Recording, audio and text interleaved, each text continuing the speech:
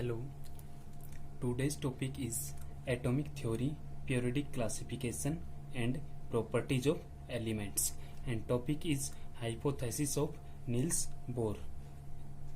Niels Bohr की परिकल्पना. Hypothesis means परिकल्पना.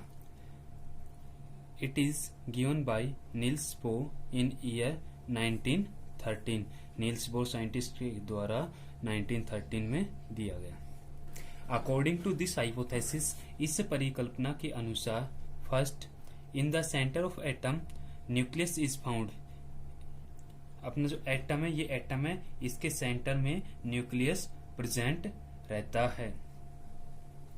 इन which positive charge particles proton are found, जिसके अंदर जो positive charge particles that are called as proton ये पाए जाते हैं. न्यूक्लियस है, ये एटम के सेंटर में है, जिसमें पॉजिटिवली चार्ज पार्टिकल प्रोटॉन है वो प्रेजेंट रहते हैं. सेकंड है, electrons are move around the nucleus, और जो इलेक्ट्रॉन है ये न्यूक्लियस के अराउंड, न्यूक्लियस के चारों ओर मूव करते हैं. इन पाथ, एक रास्ते में, with fix radius and energy, और ये जो रास्ता है, इसका पाथ है, इसकी रेडियस है वो फिक्स रहती है, और इलेक्ट्रॉन से उनकी एनर्जी वो भी फिक्स रहती है. These path are called as orbits और एनर्जी लेवल, और ये जो पाथ हैं इनको कहते हैं ऑर्बिट्स या energy level. Number third, these orbits are arranged around the nucleus, और ये जो ऑर्बिट्स हैं ये न्यूक्लियस के अराउंड अरेंज रहते हैं. जैसे कि ये न्यूक्लियस है, इसके बाद ये फर्स्ट ऑर्बिट है, ये सेकंड ऑर्बिट है, ये थर्ड ऑर्बिट है. These are represented by small n, और ये जो ऑर्बिट्स हैं, मतलब टोटल नंबर ऑफ ऑर्बिट होती है, इसको स्मॉल एन से रिप्रेजेंट करते हैं. Value of small n is 1 2 3 4 and more then, और जो टोटल नंबर ऑफ ऑर्बिट हैं इनकी वैल्यू रहती है 1 2 3 या 4, और and are shown by KLMN, these are capital letters, और ये जो ऑर्बिट्स होते हैं इनको KLMN आगे इस प्रकार से इनको शो करते हैं. Number 4, angular momentum of electron MVR, angular momentum कोणीय संवेग ऑफ इलेक्ट्रॉन, इलेक्ट्रॉन का जिसको बोलते हैं MVR इक्वल्स होता है NH/2π. यहाँ पे M होता है मास ऑफ इलेक्ट्रॉन, V होती है वेलोसिटी ऑफ इलेक्ट्रॉन, R होती है रेडियस ऑफ ऑर्बिट, N होता है number of orbits, and H equal to Planck constant. एक कांस्टेंट वैल्यू होती है प्लांक कांस्टेंट, जिसकी वैल्यू होती है 6.626 इंटू 10⁻⁻34 जूल सेकेंड. ठीक. Number 5, when an electron absorb energy from outside it moves to higher orbit, जब कोई भी इलेक्ट्रॉन है ये बाहर से एनर्जी को एब्जॉर्ब करता है तो ये हाई ऑर्बिट के अंदर जंप कर लेता है, मूव कर जाता है. जैसे ये इलेक्ट्रॉन है, इसने एनर्जी को एब्जॉर्ब किया है तो ये सेकंड ऑर्बिट से थर्ड ऑर्बिट के अंदर मूव कर गया.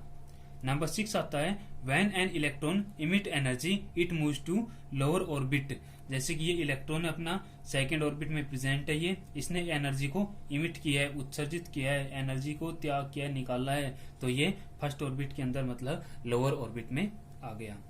ये होता है अपना निल्स बोर हाइपोथेसिस. फर्स्ट बात आती है इसके अंदर न्यूक्लियस सेंटर में होता है, उस न्यूक्लियस के अंदर पॉजिटिव चार्ज पार्टिकल प्रोटॉन होते हैं. सेकंड होता है जो इलेक्ट्रॉन होते हैं न्यूक्लियस के अराउंड फिक्स रेडियस से, फिक्स एनर्जी से, फिक्स पाथ के ऊपर मूव करते हैं. इस पाथ को कहेंगे ऑर्बिट्स या फिर एनर्जी लेवल. थर्ड आती है ये जो ऑर्बिट्स हैं ये न्यूक्लियस के अराउंड अरेंज रहते हैं. टोटल नंबर ऑफ ऑर्बिट्स को स्मॉल एन बोलते हैं, वैल्यू होती है 1 2 3 4, और इनको शो करते हैं KLMN इस प्रकार से. नंबर 4 आता है जो अपना इलेक्ट्रॉन है, मूविंग जो इलेक्ट्रॉन होता है उसके लिए एंगुलर मोमेंटम MVR इक्वल्स होता है NH/2π. M means mass of electron, V means velocity of electron, R means radius of orbit, N means number of orbits, and H means Planck constant. Next number 5 बात आती है, when an electron absorb energy, जब कोई भी electron है ये energy को absorb करता है तो ये हाई ऑर्बिट के अंदर मूव कर जाता है. ये देखो यहाँ पे सेकंड ऑर्बिट में इलेक्ट्रॉन प्रेजेंट है, इसने जब एनर्जी को एब्जॉर्ब किया तो ये थर्ड ऑर्बिट में चला गया. नंबर 6 आता है, when an electron emit energy it moves to lower orbit. और जब कोई भी इलेक्ट्रॉन है ये एनर्जी को इमिट कर रहा है, निकाल रहा है, तो वो लोअर ऑर्बिट में आ जाता है। यहाँ पे ये इलेक्ट्रॉन है ये सेकंड ऑर्बिट के अंदर प्रेजेंट है, और जब इसने एनर्जी को इमिट किया है तो ये फर्स्ट ऑर्बिट में आ गया। अब बात आती है लिमिटेशंस मतलब ड्रॉबैक्स, कमी। फर्स्ट है it could not explain the atom with large number of electron.